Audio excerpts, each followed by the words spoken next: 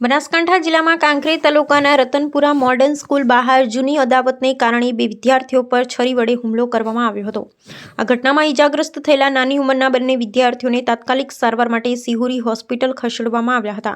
Police સૂત્રો પાસેથી મળતી માહિતી અનુસાર કંબોઈ ગામનો એક કિશોર 16 માર્ચ 2026 સોમવારે ધોરણ 12ની પરીક્ષા આપવા તેના મિત્રો સાથે આવ્યો હતો।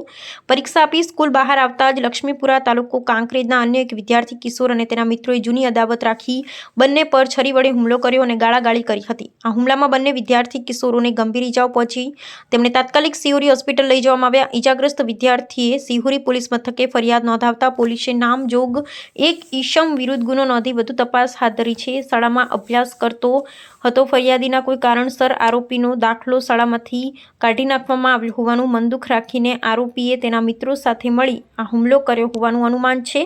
આ હુમલામાં બે સગીર વયના વિદ્યાર્થીઓને ગંભીર ઈજા પહોંચી હતી।